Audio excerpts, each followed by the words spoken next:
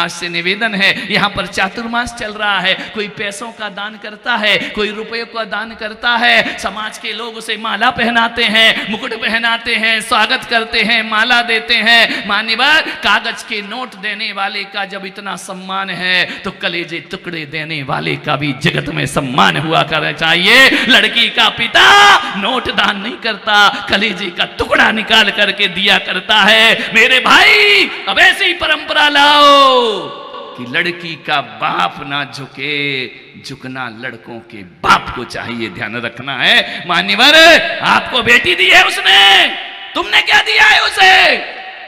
एक लड़की जब ससुराल आती है अकेली बहू बन के नहीं आती है। यदि बेटी ना हो, बहू ना हो ना, तो कोई तुम्हें दादा दादी का दर्जा नहीं देगा दुनिया में, ध्यान रखना है।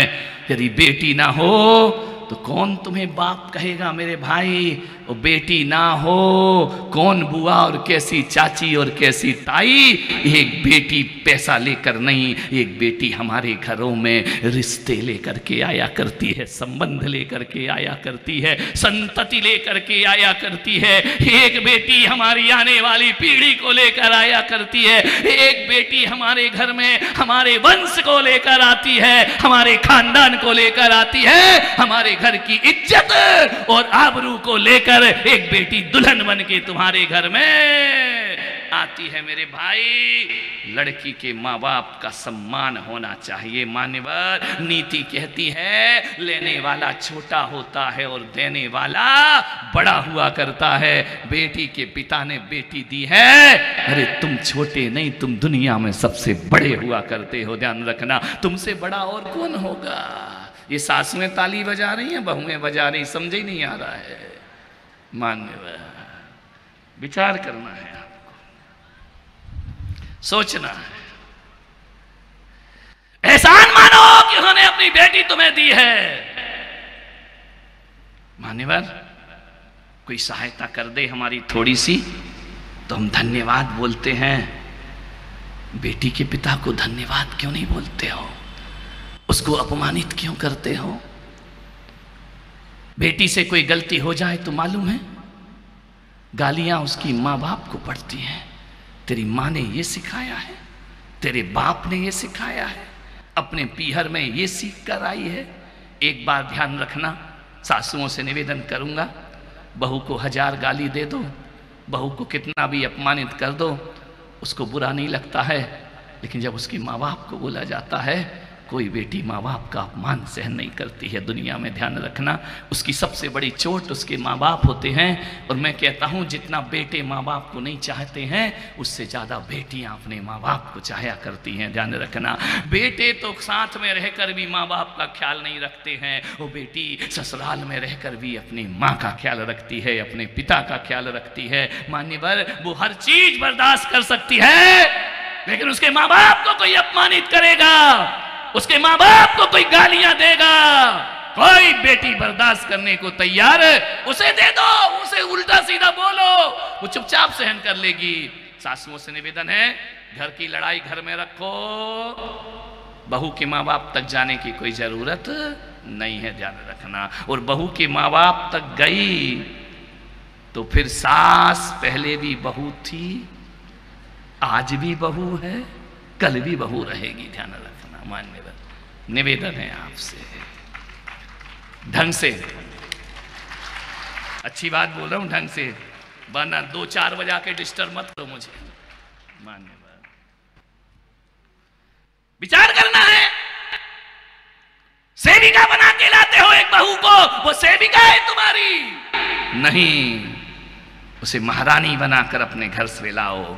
नाजों से पाला है किसी पिता ने उसको, नौकरानी बना के मत लाओ। उसने इतना बड़ा उपहार तुम्हें दिया है। मान्यवर, क्या लाचारी है लड़के वालों की, लड़की वालों की क्या लाचारी है। इतना बड़ा उपहार देने के बाद भी उसे नीचे नजर झुका के बात करना पड़ती है। मान्यवर, मैं कहता हूं, शास्त्रों में कहा है आहार दान, शास्त्रों में कहा है औषधि दान, शास्त्रों में कहा है अभय दान, शास्त्रों में कहा है ज्ञान दान, लेकिन चारों दान से भी कोई बड़ा धरती पर होता है तो वह कन्या दान सबसे बड़ा दान हुआ करता है दुनिया में। मान्यवर, बेटी दी है उसने, बेटी कोई वस्तु नहीं है, नोट नहीं है, सोना चांदी नहीं है कि उठा के दे दी, धड़कन है एक पिता की बेटियां। मान्यवर, तोड़ो ये परंपराएं, वरना बेटियों की हत्या होती रहेगी। एहसान तुम मानो यार कि तुम्हें उसने अपनी बेटी दे दी, नहीं तो घूमते रहता ना तुम्हारा बेटा सड़कों पे। ध्यान रखना, यहां वहां मुंह मारते रहता। ध्यान रखिए, तुम्हारे बेटे को इज्जत देने वाली मां नहीं होती है, पत्नी बेटे को इज्जत देने वाली होती है, सम्मान देने वाली होती है। मान्यवर, पत्नी इज्जत सौंपती है। आपसे निवेदन है, सब समाज में ये पाप लुके छिपे चल रहा है। कानून बना है दहेज एक अभिशाप है, कानून है दहेज लेना अपराध है, फिर भी हमारे देश में कानून चलता कहां है मेरे भाई। यहां कानून बनता है, वहां तोड़ने के रास्ते निकलना प्रारंभ हो जाया करते हैं। आज भी कुछ ऐसी जातियां हैं, ऊंची कौम हो चाहे पिछड़ा वर्ग हो, सब जगह दहेज का राक्षस अपने पैर फैला रहा है। ध्यान रखना, लुके छिपे लोग दहेज मांग रहे हैं। मान्यवर, जब कोई दहेज मांगता है तो ऐसा लगता है, ऐसा लगता है, ऐसा लगता है, लोग कहते हम जैन हैं, लोग कहते हम ब्राह्मण हैं, लोग कहते हम क्षत्रिय हैं, लोग कहते हम सवर्ण हैं, लोग कहते हम ऊंची जाति के लोग हैं, हम मांस नहीं खाया करते हैं, हम अंडे नहीं खाया करते हैं, हम आर्य पुरुष हुआ करते हैं। लेकिन मैं आपसे कहता हूं, ये बकरे काट करके बेचने वाला ही मांस व्यापार नहीं करता है। मोटी रकम लेकर अपने बेटे की शादी करना जीते जी लड़के का मांस का व्यापार हुआ करता है। ध्यान रखना, तुमने अपना लड़का बेचा है। माते मारे, एक जीते आदमी को बेच दिया तुमने दहेज के कारण। नहीं मेरे भाई, एक बात याद रखना, पाप है ये, सबसे बड़ा पाप। निवेदन है, मांस का व्यापार है, कसाई तो मार के बेचता है, तुमने जिंदा अपने बेटे को, दूल्हे बिक रहे हैं संसार में। मान्यवर, और अभी तो और उल्टा हो गया है, अब तो लड़कियां भी बिक रही हैं। मान्यवर, कैसे जीवन है तुम्हारा, अपनी बेटी के लिए पैसा मांग के उसे बेच दिया करते हो। मान्यवर, अरे कितने भी पैसों का ढेर लगा लो, अरबों रुपए भी आप लड़की वालों से या लड़के वालों से ले लो, मैं पुलक सागर कहता हूं, इन कागजों के नोट से शांति नहीं मिलती है, भीतर के आत्मा के संबंध से जीवन में शांति मिला करती है। ध्यान रखना, इन नोटों से रिश्ते नहीं निभाए जाते हैं, रिश्ते आत्मीयता से निभाए जाते हैं। ना तो लड़की पक्ष को दहेज लेना चाहिए, ना लड़के पक्ष को दहेज लेना चाहिए। ये विचारों का आदान प्रदान होना चाहिए। मान्यवर, ये विश्वास के रिश्ते हैं, ये आस्था के रिश्ते हैं, ये संबंध के रिश्ते हैं। मान्यवर, आपसे निवेदन है, एक बेटी जिसे ससुर भी चिल्लाता है, सास भी चिल्लाती है, ननद भी चिल्लाती है, देवर भी चिल्लाता है, जेठ भी आंख दिखाता है, और उसे पति भी डांटने लगे, तो कहां जिए, किसके लिए आई है वो तुम्हारे घर में। मान्यवर, क्यों आई है तुम्हारे यहां दुल्हन बन के। कम से कम मैं आपसे कहूंगा, पूरा परिवार विरोधी हो, लेकिन एक पति को अपनी पत्नी का पूर्ण समर्थक होना चाहिए। ध्यान रखना, पत्नी अर्धांगिनी है तुम्हारी। मान्यवर, ध्यान रखिए, वो तुम्हारे लिए तुम्हारे ससुराल में आई है, तुम्हारे लिए वह आई है, और एक पति ही बेरुखी करेगा तो बेटी कहां जाएगी वह। मान्यवर, यदि कोई बेटा अपनी पत्नी का पक्ष लेता है, वो सास कहे कि क्यों रे जोरू का गुलाम। मेरे भाई, बेटा पक्ष ले ले तो जोरू का गुलाम, और दमाद पक्ष ले ले, तेरे जैसा दमाद दुनिया में कहीं मिले। कैसी दोहरी राजनीति है मेरे भाई। दमाद बेटी को चाय पिला दे, अरे ऐसा दमाद मिला, ऐसा दमाद मिला मेरी जिंदगी में, हमारी बेटी को चाय बना के देता है, और बेटे ने दे दी चाय। कौन बोला, बोलो, अब लिखा लो शब्द, जोरू का गुलाम। ध्यान रखना है। मान्यवर, आपसे निवेदन है, बहू लाओ घर में, बहुरानी मत लाओ। आज सब घरों में बहुरानियां आ रही हैं, अरे मोटा दहेज लोगे तो बहू बन के आएगी या बहुरानी बन के आएगी, ध्यान रखना। ज्यादा नोट लोगे ना तो बहू बन के नहीं आएगी, बहुरानी बन के आएगी, ध्यान रखना। एक जगह एक बहुरानी आ गई, ज्यादा पैसे वालों की लड़की थी, मध्यम परिवार में आ गई। एक बात याद रखना, कभी भी शादी विवाह के रिश्ते ना ज्यादा अमीरों के घर में करना ना ज्यादा गरीबों के घर में करना। रिश्ते बराबर बारों में होते हैं तो वो रिश्ते निभाए जाते हैं, ध्यान रखना है। ज्यादा अमीर की ले आओगे सासू, बहुरानी लाओगी तो नौकरानी बनना पड़ेगा, ध्यान रखना है। मान्यवर ध्यान रखिए। और पैसे वालों की ले आओ, वो कुछ काम करेगी क्या? और ज्यादा गरीब की ले आओ तो फिर उसको कभी बाप जन्म देखा नहीं, देख लेती है तो हुकूमत हाथ में आ जाती है उसके, ध्यान रखना। बराबर वालों में शादी करो, ध्यान रखना। अमीर अमीर में करे, मध्यम परिवार में करे, निम्न परिवार में करे, रिश्ते संभलते रहेंगे, रिश्ते संभलते रहेंगे। मान्यवर, एक सासू बहू नहीं बहुरानी ले आई। अब बहुरानी तो बहुरानी, मैं भी रानी तू भी रानी, कौन भरेगा पानी, ध्यान रखना है। 8 बजे सो के उठती, अब सासू बोल नहीं पाती, क्यों? पैसे वालों की है, अभी दहेज प्रकरण में अंदर कर देगी, चक्की पीसूंगी, पड़ी रहूंगी जेल में। सासू उठ जाती 4 बजे तो बहू उठती, बोलो 8, ऐसी 8 बजे जैसे तुम्हारे घर की कहानी हो। मान्य बहू उठती 8 बजे।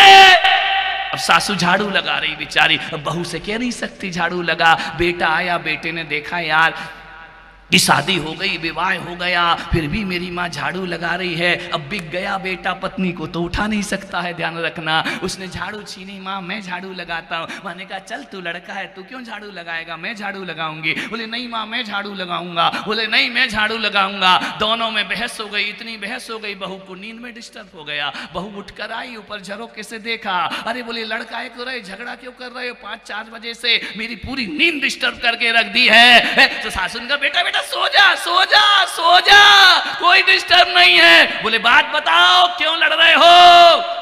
बोले बेटा देख मैं झाड़ू लगा रही हूँ, ये कह रहा मैं झाड़ू लगाऊंगा। अब देखो माँ के होते हुए बेटा झाड़ू लगाए कैसे चल सकता है? बेटे ने कहा माँ तू झाड़ू लगाए मैं देखता रहूं, ये कैसे चल सकता है? अब दोनों तो ये सोच रहे थे शायद बहू पिघल जाएगी।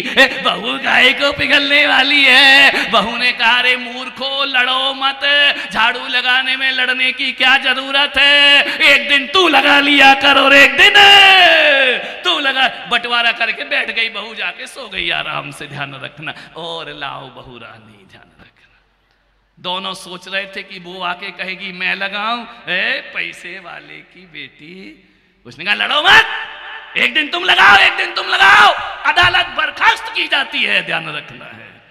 मान्यवर, ज्यादा पैसे वालों की मत लाइए। बहू लाओ, बहू रानी नहीं। ये बात अलग है कि तुम उसे रानी बना करके रखो तो तुम्हारी जिंदगानी सुधरने में ज्यादा देर नहीं लगेगी। मेरे भाई, जिस दिन आती है उतना कितना करती है सासू। मेरे घर बहू आई, आरती उतार रही है, ऐसे आरती उतारेगी, मुंह में मिठाई रखेगी, घूंघट। आजकल तो घूंघट का लफड़ा ही खत्म हो गया है, नहीं तो पहले तो बहू आती थी पूरा गांव जाता था, लिफाफा पकड़ाता था, फिर चेहरा देखता था। अब काय का चेहरा देखे? प्री वेडिंग हो जाती है, काय का देखना सोशल मीडिया पे चल रहा है, काय का मुंह उठाना और काय का पर्दा, काय का देखना, काय का लिफाफा। ध्यान रखिए, ये बंद करिए, ध्यान रखिए। प्री वेडिंग जो शूटिंग हो रही है बच्चों की, ये ध्यान रखिए, बहुत गलत काम है, ध्यान रखना। मर्यादाओं का भी हमें ध्यान होना चाहिए। पहले का समय वह था, शादी के पहले ही सब हो जाता है, शादी के पहले ही घूम लेते हैं, फिर क्या बचता है? अट्रैक्शन खत्म हो जाता है, फिर झगड़े बचते हैं, ध्यान रखना। तू में शुरू हो जाती है जाने के बाद। पहले नहीं, पहले लड़के लड़की देखते। गेंदालाल जी, अपनी तो रिश्तेदारों नहीं पसंद करती, देखने भी नहीं गए, ध्यान। पुराना जमाना ऐसे ही था, माँ बाप ने कह दिया इससे शादी, बेटे ने कहा ठीक है। आजकल नहीं, मैं नहीं चाहता हूं कि ऐसा हो, पढ़ी लिखी लड़की है, उसको पसंद नहीं है तो कैसे होगा? मैं कोई उस प्रथा को अच्छी है इसको बुरी नहीं कह रहा हूं, ये आज की सभ्यता है, वो कल की सभ्यता है। लेकिन मैं आपसे निवेदन करना चाहता हूं कि पहले का वो जमाना था कि किसी भी शादी में जाते थे तो पूरा मोहल्ला नाचा करता था, अब मोहल्ला बैठ के देखता है दूल्हा दुल्हन नाचा करते हैं। ध्यान रखिए, ये समाधि का डाला विचार करिए, ये आपके यहाँ रिसेप्शन हो रहा है, दूल्हा दुल्हन नाच रहे हैं। मेरे भाई पहले के जमाने में अपनी शादी का कार्ड देने में शर्म आती थी कि मेरी शादी मैं ही कार्ड दूं, घर के लोग बांटा करते थे, अब तो खुद ही जाता है बांटने के लिए, मेरी शादी में आना ध्यान। और तो और मैंने देखा ऐसा घोड़ा, ऐसा दूल्हा घोड़ी पे डांस कर रहा है बैठा बैठा। अरे मैंने कहा बेटा आ गई नचाने वाली, आ गई नचाने वाली, ध्यान रखना मान्यवर, घोड़ी पे नाच ले, जिंदगी भर उसकी उंगलियों पे नाचना पड़ेगा। ध्यान रखना, क्या जमाना, क्या रिश्ते हो गए हैं। पहले से शूटिंग हो जाती है शादी की पहले, और किसी वजह से यदि टूट जाए शादी तो इस जो शूटिंग हुई है ना, इसका क्या होगा? मान्यवर, टूटने में देर नहीं लगती है, आई हुई बारात भी लौट जाया करती है। ध्यान रखना, मर्यादाओं की स्थापना होना चाहिए। प्यार करो ना, जी भर के करो, कौन मना कर रहा है? थोड़े लकड़ी के फेरे तो लगा लो, फिर जिंदगी भर यही करो, ध्यान रखना है। लेकिन आदमी नहीं, सब इतने एडवांस हो गए, ऐसी आधुनिकता आ गई, ये विदेशों की संस्कृतियां हमारे यहाँ आ गई हैं। किसी वजह से रिश्ता टूट जाए तो जिसके साथ तुमने फोटोआं खिंचाई थी, घूमे थे, उन रील का क्या होगा मेरे भाई? ध्यान रखिए, जिंदगी एक खिलवाड़ बन करके रह जाएगी। मान्यवर, फिल्मी तर्ज में जिंदगी मत जियो। पर्दे की जिंदगी 3 घंटे की होती है और हकीकत की जिंदगी पूरी जिंदगी हुआ करती है मेरे भाई। पर्दे का जीवन क्या जीना? और वो कोई जी रहे हैं क्या? ये फिल्मी सितारे अपनी कमाई कर रहे हैं, तुम पागल होके उनके पीछे पड़े हुए हो। ध्यान रखना, उनके लिए दीवाने बने घूम रहे हो। वो नोट कमा रहे हैं, तुम क्या कर रहे हो? नोट कमा रहे हो। ध्यान रखना, मालूम है ना, जब किसी थिएटर में जाओ, आज का तो थिएटर मैंने देखा नहीं है, हमारे समय जब किसी सिनेमा हॉल में जाते थे ना, तो लाइट बंद कर देते थे, पूरे अंधेरा, पर्दे पर सब कुछ दिखा करता था। आज क्या होता है मुझे नहीं मालूम, मैं गया भी नहीं हूं, जाना भी नहीं चाहता हूं, और किसी जन्म में नहीं जाना चाहता हूं। ध्यान रखिए, लेकिन पहले का जमाना ये था, लाइट बंद कर देते थे, पर्दे पर लोग देखे थे, 3 घंटे लगाते थे अंधेरे में बैठे बैठे। मैंने कहा यार, हम लोग तो जब पढ़ते हैं लिखते हैं तो लाइट जलाना पड़ता है, कुछ भी देखते हैं तो लाइट जलाना पड़ता है, लेकिन टॉकीज में तो लाइट बंद करना पड़ता है। मेरे दिमाग में बचपन से ये चला, लाइट बंद क्या है, अंधेरे में देख रहे हैं सब पिक्चर को। मान्यवर, मैंने सोचा कि अंधेरे में किसको दिखता है, बताओ, आपसे निवेदन है।